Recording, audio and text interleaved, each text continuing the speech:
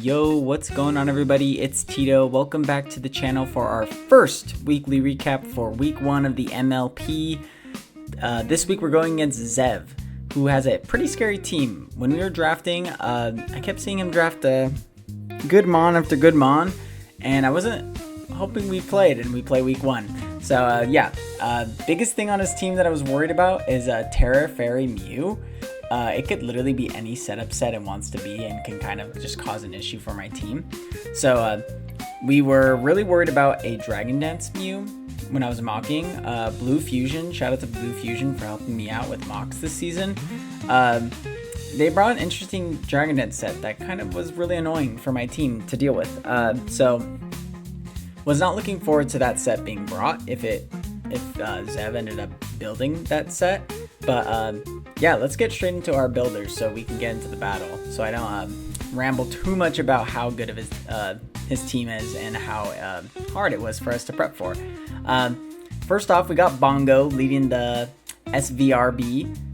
I said that right? Salinas Valley Raging Bulls. Yeah, SVRB. This week we're holding the Choice Scarf. For 99% of the mocks I did, I was Assault Vest, but whenever Deoxys or Roaring Moon were out of the question in the match, Darkrai was kind of an issue. So if our Deoxys set didn't 1v1 the Darkrai like we planned for this week, it was kind of an issue to revenge that guy and kind of like not let him just click button after button after button.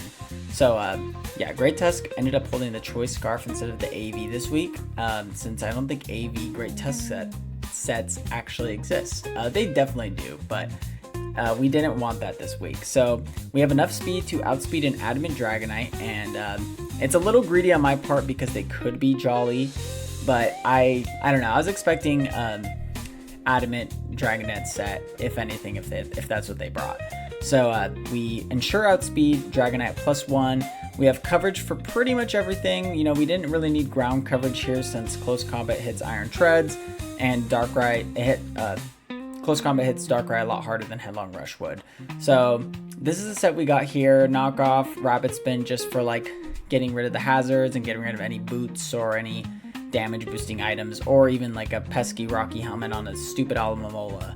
But yeah, Great Tusk was kind of here not to like win, but just kind of disrupt some things and, you know, get off some good damage and of course get rid of hazards. Next we got our primary Terra Captain this week in Sinistra. We're running Terra Fairy, so Dragon Dance Outrage Dragonite cannot just sweep through our team if like Metagross was chipped down enough for it to like just be like, oh yeah, I can click Outrage now.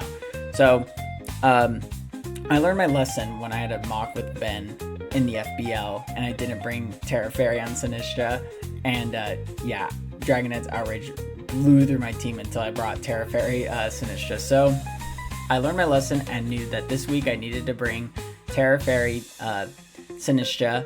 We're running the classic Sinistra set, Strength Sap, Shadow Ball, Matcha Gotcha, Calm Mind. Basically just maxing out the defense as much as we can.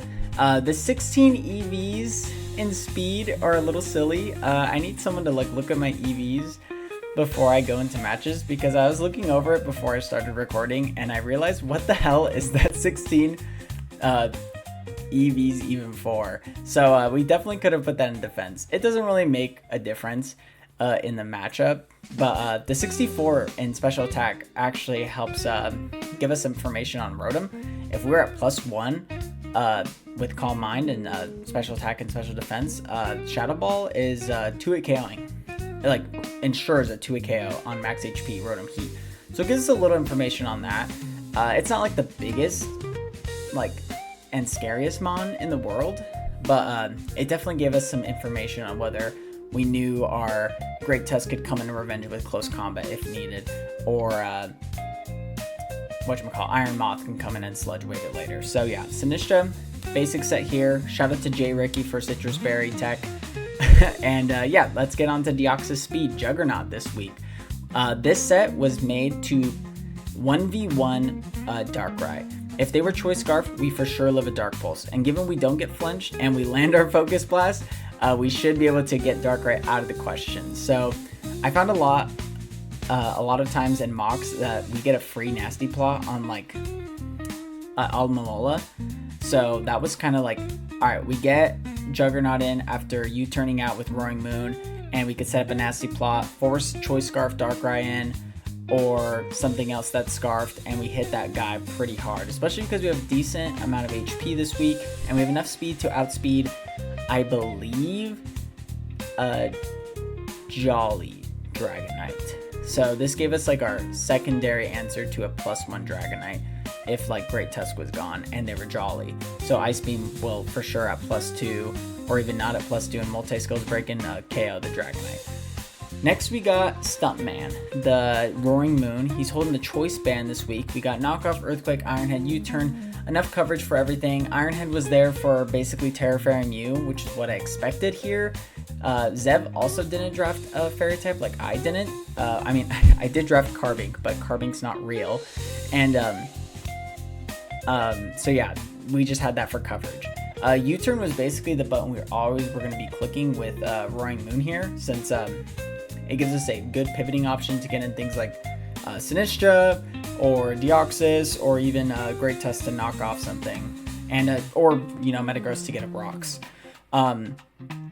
Yeah, I didn't really care if I took Chip from Rocky Helmet from like Almamola, which I expected here. I mean, I expected it could be Rocky Helmet or Assault Vest, but I felt like Rocky Helmet was really good from letting Mr. Bongo and Mr. Stuntman getting out of hand with like setups, sweeping sets. Yeah, not much to say about Stuntman other than I guess we speed creeped the Iron Tread, since that's the next fastest guy on their team after Darkrai, and we're never going to outspeed Darkrai. So next we have Mr. Metagross, XXX, our shiny Metagross. We're holding the Shuca Berry this week. And if I was going over other leagues that I'm in, you would know that Shuca Berry is probably one of my favorite items to like have. It's just like Earthquake is just such a spammable move when you don't have like a Levitator, and since my Levitate user is a Rotom fan, I don't see how often I'm gonna bring it. So Shuca Berry helped with like setup Dragonite, or even like a Dragonite's Mew that has Earthquake as coverage, since Earthquake hits my team pretty well if Sinistra Terras. So yeah, Metagross was here, our main physically defensive set, since I was expecting Dragonite's Mew and or Choice Band Dragonite, or you know, something along those lines that could just be a problem. And it just helps with Iron Treads. Like, even though we're not hitting Iron Treads for a lot of damage with the coverage we're running on Metagross this week, at least we could take we could take an Earthquake with Shuca Berry and Ice Punch it to either revenge it or chip it down, so Sinistra can come in and start setting up on it, since Sinistra pretty much does not care what Iron Treads does unless they're like banded or something. So yeah, Metagross was here this week just to be our primary defensive answer. We have enough HP.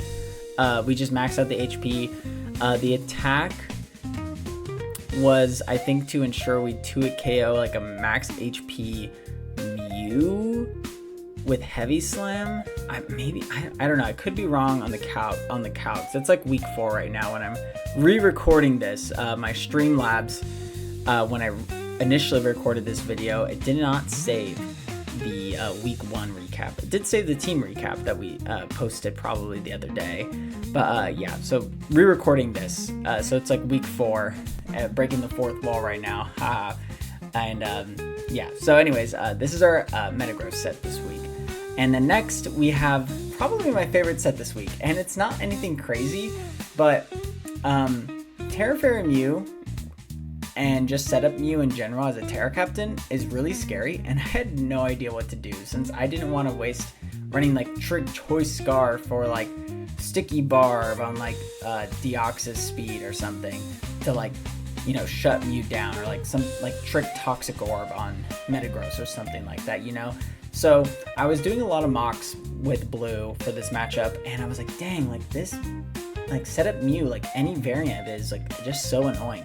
I need to do something about it.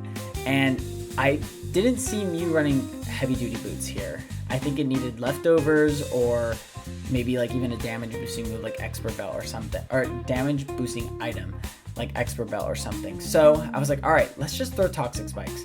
I don't see Okidogi coming, it's not gonna be able to absorb it, and I don't see Mew being Terra Poison here. And man, it really helped in mocks. So I was like so excited to be able to set up toxic spikes. I think it's like one of the most underrated moves, and I think it's underrated move, but I think it's definitely had like a resurgence of being used a lot more. Like even on like the OU ladder, I've been seeing like a lot of teams like have like their poison type run toxic spikes. So just maxed out our special attack, put the rest in defense just because why not, and then we're speed creeping the Iron Treads since that's their second fastest guy. I guess their second fastest guy is Ambipom, but I'm not worried about Ambipom. I didn't think it was coming here. It'd be interesting to see it come here. I mean, it's probably just knocking off guys, but it just gets blown up by Iron Treads. I mean, not Iron Treads, or a Great Tusk.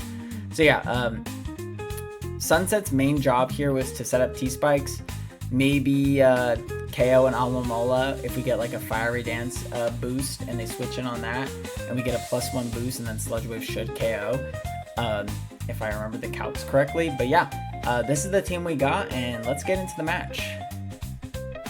Alright, so here we are at team preview against Zev. I pretty much expected his top 6 to show up to this match, just like he probably expected our top 6 to show up to this match. We can see that we predicted correctly that Mew was going to be Terra Fairy here, and no Okie Dokie. So I was grinning ear to ear that I get a set of Toxic Spikes this match, because Sinistcha is once I saw there was no Okie Dokie, I knew for a fact I was never gonna Terra Sinistcha when if Iron Treads was still alive, and we were gonna keep up those Toxic Spikes for the whole game. So I was super happy about that. Honestly, not much else to say about anything at team preview, since it was pretty much what we expected. So yeah, let's get right into the game. So off lead, we lead Roaring Moon, and he leads Dragonite, which I thought was really interesting. You can already see he switches to Alomola right away. I think he probably thought I was going to lead like Metagross or something like that to set up rocks, but I knew for a fact that I want to click U-turn turn 1 and get any information I can about this Alomola to see if we can do our thing with Deoxys here. And lo and behold, they're Rocky Helmet, so I know Deoxys speed comes in for free here to set up a nasty plot. So right here, we set up a nice nasty plot, and I was expecting Darkrai, and even though we are at 76%, oh man, you saw me go first already, but even though we're at 76%, they would have to be Choice Specs to KOS, but if they're Choice Specs, that means we outspeed. And as long as we hit this Focus Blast, they are going to die. If they're Choice Scarf, as long as we don't get flinched, we are able to Focus Blast and, get rid of Darkrai. Which, Darkrai wasn't like the craziest thing he could have this week, but it definitely was something I was worried about. And we'll see that after we land this Focus Blast, he was Choppleberry, which honestly is great prep on his part, and just funny that we both brought resisting berries for each of these mons, which is kind of cool. And then just to make sure we don't miss another Focus Blast, we just Ice Beam to KO it, and Darkrai is gone. It's gone. It's out of the question. There's no trick Choice Scarf shenanigans that could shut down Sinistcha. So I'm like, all right, turn 4, Darkrai's gone. Let's freaking go. So next, Mew comes out. I didn't expect Mew to Terra in front of me, but I really didn't know what to do if it set up Dragon Dance, and I switched out and I gave it a free Dragon Dance and not getting any chip. So I just Psycho Boost here. Even at +2 and they are resisted, it does 50%. So I'm like, all right, that's good. Good to know. And they reveal Draining Kiss and then Leftover. So I'm like, okay, they are just a Calm Mind setup sweep. So we're going to go into Roaring Moon and hopefully bait their Terra. They don't Terra, and they switch out to Alomola, which is totally fine. Makes sense, no need to waste and exhaust Terra yet. This is where, oh yeah, every turn that Alomola came out, I knew Roaring Moon could U-turn, and then we'd be able to do something. So we could have brought out Sinistcha and started pressuring, but I was like, this is the perfect time to set up Toxic Spikes. Darkrai's gone, and we are not worried about any of our mons getting outsped. Any of our fast mons getting outsped at least. So yeah, this is a perfect time to set up Toxic Spikes. They end up flip turning on us, and of course Iron Moth is really free on the defensive side, So it's gonna take a lot. And then they try and rapid spin because they know that Mew is going to be like shut down at this point because of this. They go Rotom Heat to scare out our Sinistcha. But honestly, at this point, oh yeah, I switch out at this point because I'm like, all right, we can't let Sinistcha take too much damage yet. They go back out into their Iron Treads. Iron Moth has pretty good special defense, so we eat that Volt Switch pretty well. And we are just never going to let Iron Treads rapid spin here. Here, we get an unfortunate crit, but it reveals to us that they probably are just around max HP, or maybe not max HP. Alright, here, I definitely could have close combated. You already see me knock off because I'm terrible at pressing pause at the right times. But we could have close combated to ensure a KO and get Great Tuska KO. But I was worried that they might switch out to like Dragonite on the close combat, and you know, we're choice scarfed here, so we'd be stuck into that.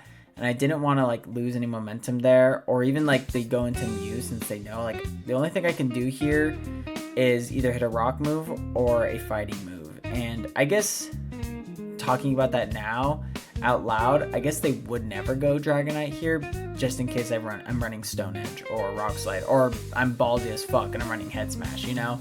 So they couldn't really go Mew or Dragonite here. So I guess in hindsight, I should have clicked close combat here, but I think knockoff was fine.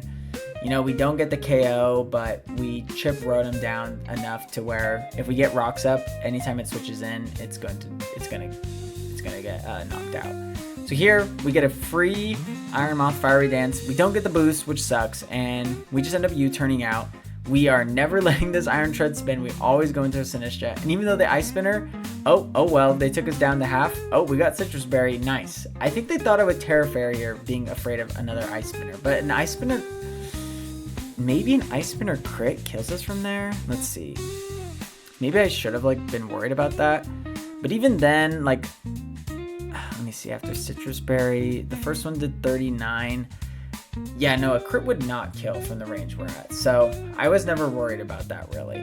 And I knew I could just I could Strength Sap again after, yeah, I could Strength Sap again and then start setting up. We're back at full. Like, we are not worried about anything right now. And I feel so good at this point in the match. Mew gets poisoned. I set up a Calm Mind. It's a great day. And at this point, I still didn't know if they were Nasty Plot or Calm Mind, but they reveal Calm Mind. This is where I have a slight misplay. I did not need to Terra here. I was already at +1, and without them being boosted, I should have calced whether like Modest, because I didn't calc during, I did calc during the match, but I didn't calc at that point.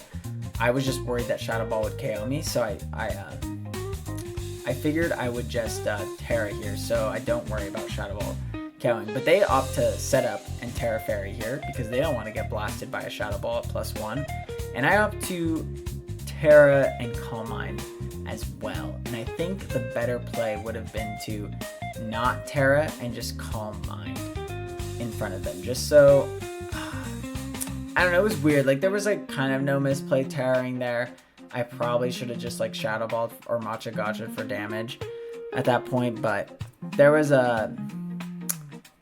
really no need to Terra there yet, since they haven't even revealed Shadow Ball yet. We get a lucky special defensive drop, which super helps, and they end up Draining Kissing, and I'm like, alright, I want to be at max HP or close enough to that, so when Iron Treads comes back in, they can't revenge us with like Earthquake or something, or maybe Heavy Slime if they brought it, but they don't have it because they already revealed their 4 moves. So here we end up Calm Minding in front of them.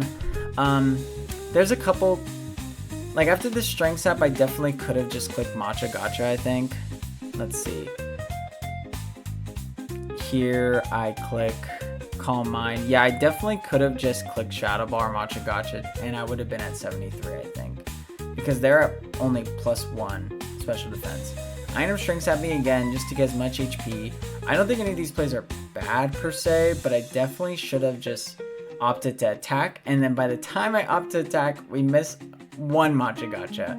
Unfortunately, we don't miss only 1 Matcha Gotcha, we miss 2 Matcha Gotchas, and this Mew is at 42% at the end of that turn, which is a real dagger that our win con per se is getting out win con by Terra Fairy Mew, which is like, ah man, super big bummer. But nonetheless, we finally land a Machagacha. We get some health back. They're back down to 13%. They Draining Kiss, and we land a Shadow Ball. We definitely could have Machagacha there. And if we did, I don't remember. I could calculate right now, but I don't want to. If we Machagacha there, maybe we are out of range from Tread's Earthquake, and then Sinistcha gets the sweep. But because Sinistcha missed 2 Machagachas and wasn't wearing their glasses, we unfortunately do not get a Sinistcha sweep here, as Iron Treads comes out and they just Earthquake to KOS. And here, I'm kind of in a tough situation because I have to go Iron Moth here because Roaring Moon and Metagross are not breaking this guy, and this brings in them for free. I think they were forced to go Alomomola here anyways if they want to keep their Treads alive, but this Alomomola coming in gets it chipped. We get a boost with in special attack, which I'm like, alright, I do remember calculating this, and I was like, Sludge Wave kills here. And Sludge Wave just misses out, so I'm pretty sure they were mixed here. And that's a bit of a bummer, because if I KO Alomomola here, they are forced into Dragonite to Extreme Speed us, if they have it. And unfortunately, our Iron Moth goes down here. And we do not force Dragonite out. So here, I'm like, damn. If I go Metagross, I'm not doing any damage to this guy. If I go Roaring Moon, they have to know I'm going to click Earthquake here and switch out into one of these guys to take the hit, and then start setting up a Dragonite if they switched in on the Earthquake. And then I'm like, oh man, I lose now. But really we don't lose because we have Shuca Berry, if we do not let them set up enough. So here, we end up KOing Treads, which is great. Treads is gone. But now I'm like, alright, this is a free setup turn for Dragonite. And fuck you, Dawson, for saying I'm washed here, by the way. But yeah, Dragonite sets up, and I'm like, damn, this would be scary, but fuck it, we got Shuca Berry. Guess what? Ice Punch did 54 through multi-scale. Earthquake does only 47 at +2 because of Shuca Berry and our defensive investment. And man, I love Shuca Berry. Shuca Berry's great. Shuca Berry saved us here. Like, okay, so yeah, I guess Dawson thought we lost here, and he had no faith that I knew how to prep. So fuck you, Dawson. Anyways, Metagross ends up closing out the game, gets a solid 2 KOs this week, and I don't know if their Alomomola had Wish Protect. I don't know what their last few moves were. It probably was a fairy move for Roaring Moon, like Alluring Voice or Play Rough. So probably something along those lines. Maybe Aqua Jet for like Tusk, but I don't really know what their last move was. Maybe it was Healing Wish. It probably was. So since they never showed Wish Protect, they definitely could have stalled us out since they had Helmet and we were slowly taking Chip. We would have to like switch in, go to Roaring Moon, knock off the Helmet, probably get KO'd by their Fairy coverage move that they have, and then it might be like a bit of a closer end game, but I guess they didn't have Wish Protect, which was better in my part and made the game a lot shorter. So yeah, week 1, we secure a dub, and I could not be happier with the way we played. There definitely was some plays that I made with Sinistcha during all of those that I definitely have looked at a bunch of times, and like I know I could have definitely just clicked Machagacha a lot more than just setting up Calm Mind, or I could have hit Strength Sap a couple times once I missed a Machagacha. Even though their attack was getting lower and we were getting less health back, I definitely could have gotten a bit more health and been at a little higher for Sinistcha to sweep. Because realistically, unless they had some steel coverage move on Dragonite, I don't think they were doing enough damage to Sinistcha.